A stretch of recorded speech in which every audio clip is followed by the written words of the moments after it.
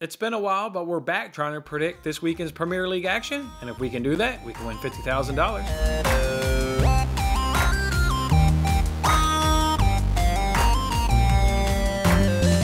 Hey, what's going on, everybody? Jason Mattis, of course, with Winning Bets. This is one of those free games that we play. It's over on the NBC Sports Predictor app where we can win $50,000 if we can correctly predict 5 Premier League games this weekend. You got to give them the correct score and the result to take home that $50,000. If nobody can do it, we can still win $1,000 guaranteed prize for the most points. You get 4 points right if you can get the result right, and you get 10 points right if you can go ahead and get that correct score right. It feels good to be sitting back in here with you guys talking some football and talking some Premier League. Obviously, we had the long layoff there with the holidays, and then after the holidays, in the at least English football calendar, they had some FA Cup games. So now we're back into the Premier League and back in here, or looking forward to being back in here with you guys every week, talking Premier League and breaking it down. As always, to go along with this $50,000 jackpot by NBC, I give away $25 each and every single week to the winner of the Winning Bets League. All you got to do is join that league, have the most points against your fellow Winning Bet supporters, and you can win that $25. Let's see who took a win last week. Looks like we had JC win with 24 points and an outstanding week by them. They had 2 correct scores and they got 1 correct result right. So good job by JC in those 24 points. Hit me up on Twitter, drop me your PayPal information, and I'll send you that $25. If you're not in that group, you can find the group information in this video description. Join it, compete against your fellow Winning Bet supporters, and take my money. With that being said, let's go ahead and jump into it this week. We've got some really good matchups, and I'm excited to talk some football with you guys. The first game we got here is Newcastle versus Watford, and don't kid yourself, guys. This could be the game of the weekend. This one's an absolutely big game. We talk about big games between, City versus Chelsea. That one's, going to be on this weekend, but this one's absolutely big because of the relegation battle. Newcastle, they're in 19th place. They've got 11 points. Watford, they're in 17th place where they've got 13 points. Watford comes in with 6 straight losses. Doesn't look all that sexy, but they've had better performances. And in those 6 losses, they've gone against some really tough competition. They've lost to City in that span, Chelsea, Spurs, West Ham, and Leicester.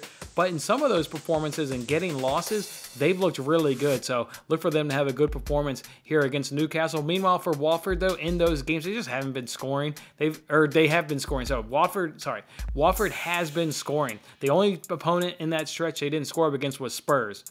Otherwise, they've been scoring. And when they played Spurs, it was in that festive calendar around the holidays. They lost 1-0. That's when the games are coming hot and heavy. And if you're just not a deep squad, you can struggle during those times. It looks like against the Spurs, that's what happened. So I look Watford to get back. I don't know if they're going to win, lost, draw this game. We'll get to that here in a second. But I expect them to have a better performance and a performance in which they'll be scoring goals like they have been recently. This head-to-head's been really good and exciting as both teams to score. Has happened 4 of those last 5 head-to-heads. Let's take a look here at Newcastle, though. They come into this game, they just signed Trippier. I thought that was a big-time signing, bringing him over from Atletico. They also got Chris Wood there from Burnley, one of their relegation rivals there. They got a nice signing there, bringing over Chris Wood.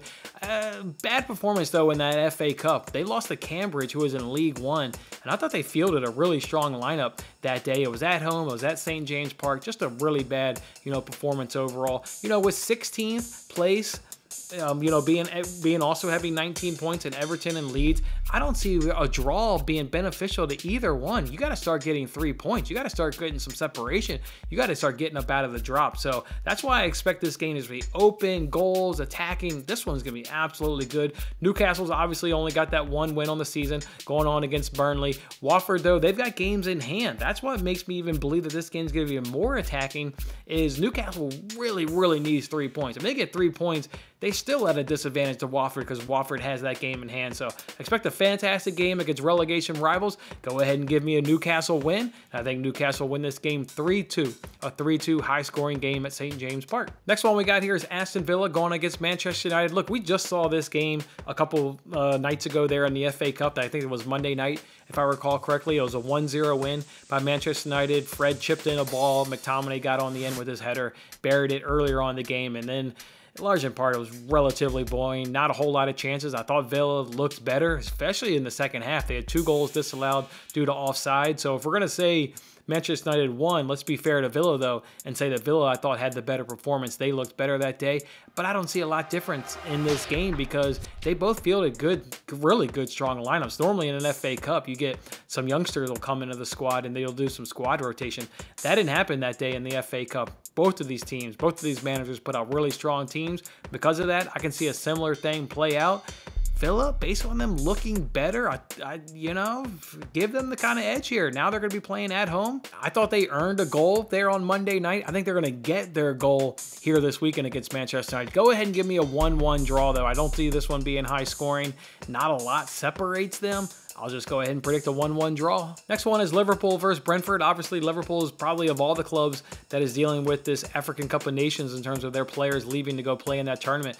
Liverpool may have gotten hit hardest, obviously, with their attacking prowess. You got no Mane, no Salah. They're playing right now at the time of doing this recording against Arsenal. I think the lineup that they played today against Arsenal, that'll be the lineup again, that you'll get because of their injury crisis, because of the players leaving to go play in the African Cup of Nations. This is what you're going to get, and I'm okay with Firmino and Jota, two really good players, really good attacking players. So Liverpool, they'll be okay. They won't struggle all that mightily much here without Salah and Mane. Sure, there'll be a drop off, but I'm a Firmino and Jota fan for sure. And they'll benefit off Brentford's struggles on the road. They're 2-4-3 on the road, and their goal differential is 11-14 in those 9 games. They got beat up by Southampton midweek on the road, losing that game 4-1. Not a truly impressive road team. You add that with the fact that Liverpool is really good at home. They're unbeaten at Anfield. It's just a tough place to go ahead. The supporters there really sit right on top of the stadium and the fan or in the players. So that'll obviously carry them to victory. Expect Liverpool to go ahead and get those 3 points here at home. Reverse fixture was a 3-3 absolute thriller. God, boy, I remember watching that game. There were absolutely world-class goals in that game. This one will be not as high scoring, but won't be as much of a thriller, but I think this will still be a really good game. Go ahead and give me a Liverpool getting the win. I think Liverpool will just squeak it out. It'll be 2-1. Next one is West Ham versus Leeds, and just like Villa versus United, this will be an FA Cup replay here within basically the same week. West Ham won that game 2-0. West Ham, I thought, had a really strong lineup that day. Leeds did do squad rotation, and I think that's because they're kind of in a relegation fight, right? They're in 16th place, just above the drop. Quite frankly, they needed to bow out of the FA Cup and really just focus on the Premier League and give them a better chance to secure their status in the Premier League next season. West Ham was certainly the better team that day. They were the better team even in the second half when Leeds brought on Dallas. They brought on Rafinha, which is two of their better players from an attacking standpoint, from a defensive standpoint. I love how Dallas can go ahead and get forward and really contribute to the offensive end. West Ham was still better in that game and in the second half with those players. Leeds has been terrible on the road in their last 9 road games. They're 1-3-5 with a goal differential of 8-21. So you can see right there, it's just not the same Leeds team as last season. Not scoring and just really, really leaky there on the back end. West Ham, again, they are the better team. I'm not expecting a lot of difference to change from the FA Cup game in which West Ham won 2-1, but I'll go ahead and give Leeds a goal because they'll be playing, I think, the majority of this game they'll be playing the entire game with their better players as opposed to what they did in the FA Cup, and because of that, they'll be able to get a goal. So I'll stick with the 2-1 win here for West Ham. 2-1 West Ham. The last game here is the North London derby. It's Tottenham versus Arsenal. Spurs and Conte are absolutely just cruising the league. Haven't lost yet. They are just, boy, do they look good here in the league. And more results than performance. Maybe the performance, hasn't been all that great. Maybe they're struggling, to score goals. But you got to get results in this league. And look, they've got multiple games in hand due to COVID and postponements due to weather. This is a legitimate top 4 team. If they can just start maybe find the back of the net a little bit more, the way Conte has come in and shored up that defensive side, they're going to be just fine, and they're going to be really tough to try and keep out of that tough 4 spot. Meanwhile, Arsenal, they just remain hot. I mean, really, dated all the way back since that loss against Manchester City. All the way back in August, they've been one of the better teams. In fact, they've been so much better team. Both of these teams have been really good. Let's look at their form in the last 5 games. These teams would be 2nd and 3rd in the table. And if you look at the last 10, these teams would be 3rd and 4th in the table. Just been really good. Their goal differential has both been good. In those last 5, they've each conceded only 3 goals. Arsenal scored more. They found the net 15 times. Spurs have found the net 10 times. Look, I'm really conflicted on this game. I could see it being low scoring. I could see it being both teams to score could certainly happen. I could see maybe one of these teams squeaking out a win. Maybe there even being a draw on this. The one thing I'm certain on, the way Arsenal is really just shorted up with Ben White and Gabriel in the defense, and Ramsey's playing really good there in net. And then what Conte's done defensively since he's come over, I'm pretty sure this game's not going to be high scoring. There will not be more than 3 goals in this game. Somebody could win 2-1.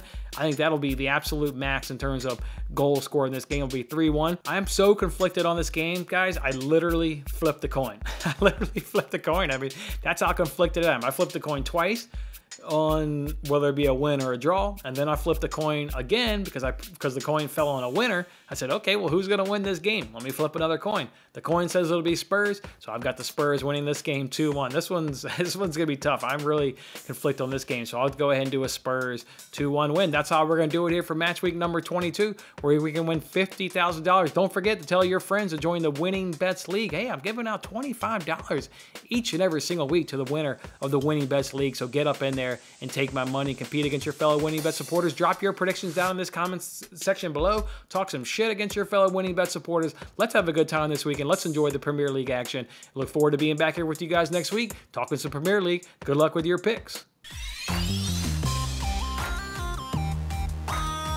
That was a lot of fun. Don't forget to like, comment, subscribe, and good luck with your picks. If interested in placing real sports bets, then check out my latest daily free sports betting video in the bottom right corner. Otherwise, I'll see you on the next contest.